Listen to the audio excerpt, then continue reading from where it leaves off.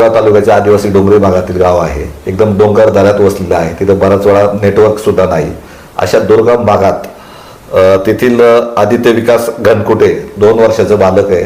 तर त्याचा वाढदिवस त्यांच्या घरच्यांनी साजरा केला आणि दुसऱ्या दिवशी म्हणजे सकाळी त्याची आई ह्या वरण भात किंवा त्याला खायला घालत असताना ठसका लागला आणि अचानक एकदम तो घाबरला, त्याची आई घाबरली किंवा कुटुंबही घाबरलं आणि त्यांचे जे बाळाचे वडील आहेत ते पुण्यामध्ये सिक्युरिटी अधिकारी म्हणून काम करतात, ते तर पुण्यालाच होते. परंतु अत्यंत चपळाईने म्हणजे 3-4 किलोमीटर डोंगर दऱ्याचा घाट किंवा पाऊल वाट हे पार करून आमोंडी येथे आले आणि त्यांच्या त्या पाहुण्यांनी त्यांना दुचाकीवर गोडेगाव ग्रामीण रुग्णालयात आणले असता तिथं त्याचं निधन झालं.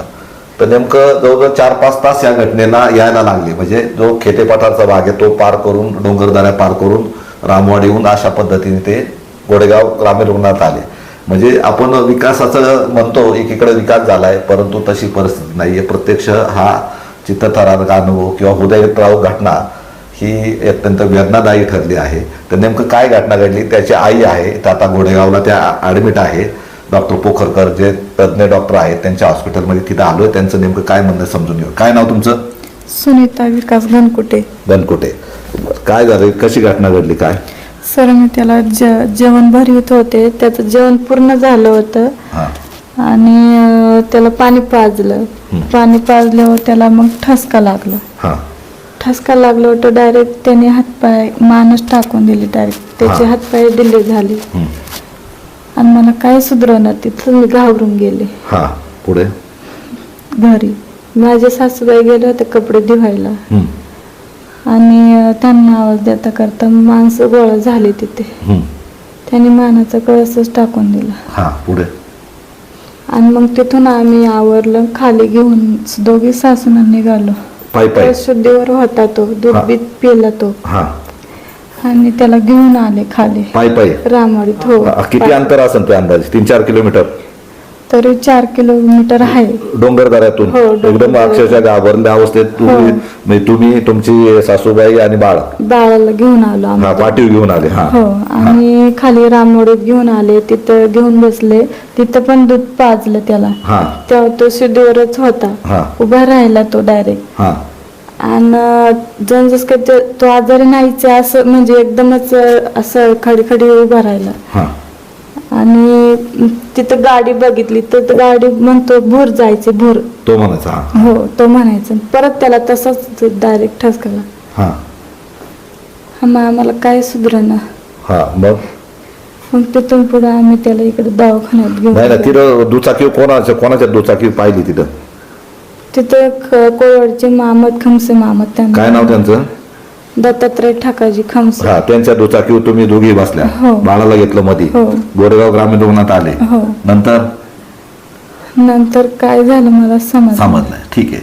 म्हणजे एकंदर उशीर झाला यायला. 3-4 किलोमीटरचा रस्ता ऊन झालेला असतो. खूप झालं होतं सर.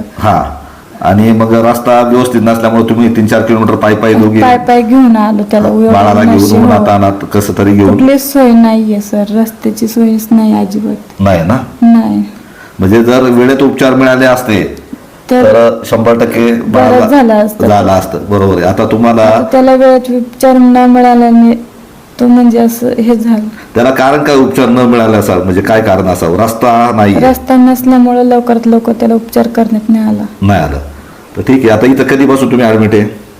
इथं मी आज सकाळपासून ऍडमिट आहे. सकाळपासून ऍडमिट आहे ना? तर ठीक आहे. बघा आता ह्या माऊलींचा आपण आता हृदयद्रावक घटना आहे ती समजून घेतली. आणि काय नाव तुमचं? दत्तात्रय ठाकाजी खमसे, कोळवाडी. कोळवाडी. तर तुम्ही दुचाकीवरून? दुचाकीवरून मी त्यांना गाडीवर घेऊन आलो सरकारी दवाखान्यात. पण तेव्हाच बाळाचा मृत्यू त्यांनी घोषित केला का? बाळाचे तुम्ही कोण येते? आम्ही आजोबा लागतो. म्हणजे मग नेमकं कारण काय? म्हणजे रस्ता किंवा काय? रस्त्याची अडचण आहे मोठी, तिथं समस्या लय मोठी आहे रस्त्यात. कारण खाली यायला लय अवघड रस्ता आहे. बाळाला घेऊन यायला पाऊल वाटाने आलं. म्हणजे वेळेत उपचार केले असते तर ही घटना नसती. तर पहा, म्हणजे तुम्ही स्वतः दुचाकीहून फास्ट मध्ये निघाले. किती अंतरात आले इथे? किती वेळात पोहोचले ग्रामीण रुग्णालयात अंदाजे? तरी अर्धा तास लागला आम्हाला यायला. त्यावेळेस बाळ व्यवस्थित होतं का तुमच्या गाडी बसच पर्यंत? नाही, हे शुद्ध अवस्थेत होतं.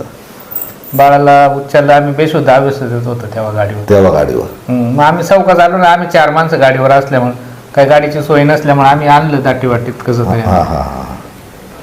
तर पहा, म्हणजे यांनी आता म्हणजे जे दुचाकीवाले त्यांनी सांगितलं का ही घटना कशी घडली किंवा काय.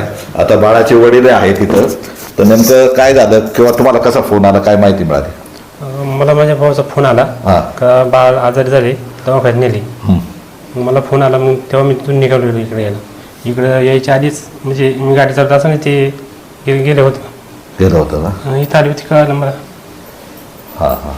बरोबर आहे.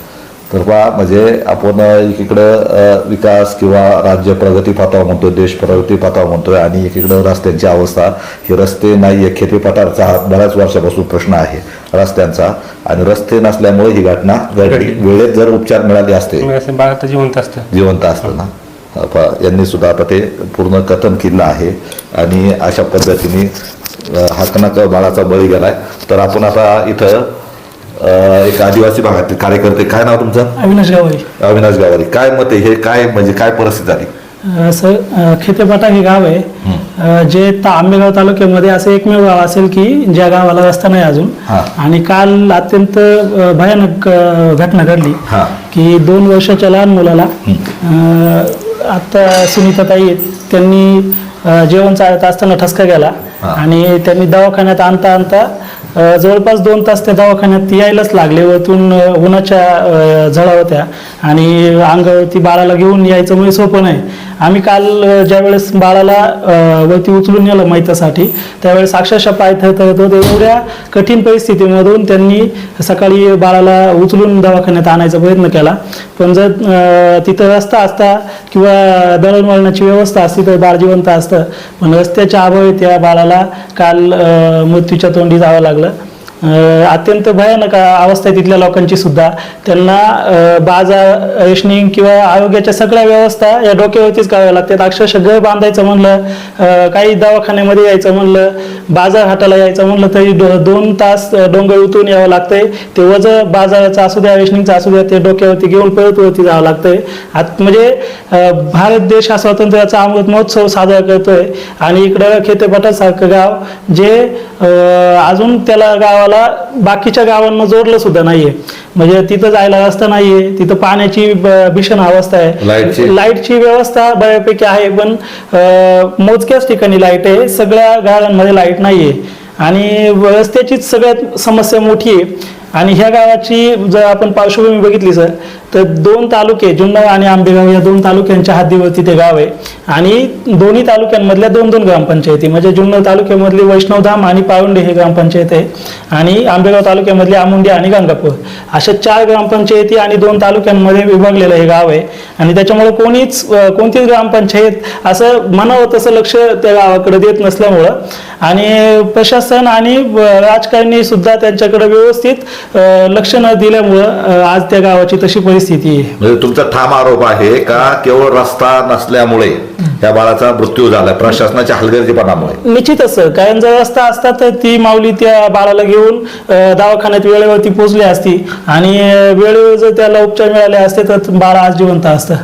अशी एकच घटना नाही, अशी असंख्य घटना आहे. आम्ही काल ज्यावेळेस इथं माहितीला गेलो होतो त्यावेळेस अजून एक आजोबा सांगत होते की मी माझ्या बाळाला, नातीला घेऊन गंगापूर फाट्यापर्यंत गेलो, आणि तिथं गेल्यावरती बाळ हातातच माझ्या एक्सपायर झालं. त्या आजोबांनी परत त्या बाळाला तिथूनच मागे घेऊन परत एक डोंगर चढून खेतेपाटाला नेलं. म्हणजे अशी दुसरी घटना आहे की जिथं रस्त्याच्या अभावी मुलांना मरावं लागलेलं आहे. म्हणजे तुमचं म्हणणं वास्तव आहे, कारण अमृत महोत्सव आपण साजरा करतोय, इकडे आपण महासत्ता म्हणतोय, आणि एकीकडे रस्त्यांचा अभाव आहे. तर अनेक अशा घटना घडतात. बराच वेळा आता मला जे खेतेपाठार आहे, तर त्या खेतेपाठारला जाण्यासाठी रस्ता नाही, किंवा पाऊल वाट आहे, डोंगरदऱ्याचा रस्ता आहे, 3-4 किलोमीटर पायी जावं लागतं, आणि नंतर कुठेतरी रस्त्याला येऊन मग काय असेल त्या पद्धतीने समजा मंच घोडेगावला यावं लागतं. तर अशा पद्धतीने जर मृत्यू होत असेल तर कशा पद्धतीचा विकास असं म्हटलं तर म्हणजे झाला नाही असं म्हटलं तरी वावगं ठरणार नाही. आणि दुसरं सगळ्यात महत्वाचं, काही इकडून ज्यावेळेस बाळाला घेऊन गेले तुम्ही, त्यावेळेस पाय म्हणजे जोडीत घेऊन गेले का कसं घेऊन गेले? त्याचं सरकारी दवाखान्यात नेल्यामुळे त्याचं PM करावं लागलं आणि PM करण्यासाठी मंचरला घेऊन गेलो आम्ही. त्याच्यानंतर मंचरवरून मग PM करून आम्ही आमुंडीपर्यंत गाडीने नेलं त्याला एका खाजगी ॲम्ब्युलन्समध्ये आणि त्याच्यानंतर मग तिथून हातातच बाळाला वरतीपर्यंत नेला.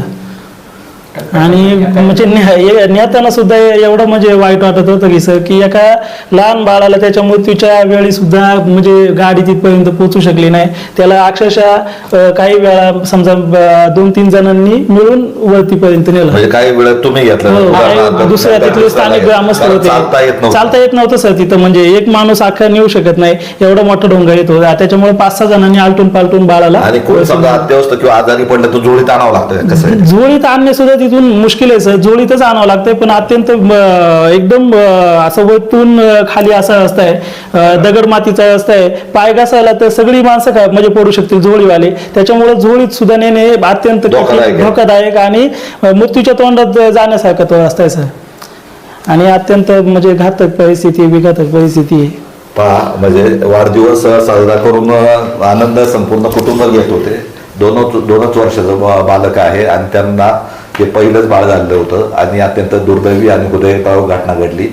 म्हणजे अशा घटना कोणाच्याच घडू नये, परंतु केवळ रस्ता नसल्यामुळं याला मृत्यूला बाळाला सामोरं जावं लागलं. ही त्यांची आई सुद्धा इथं ॲडमिट आहे या हॉस्पिटलमध्ये, त्यांच्यावर सुद्धा आता सलाईन चालू आहे.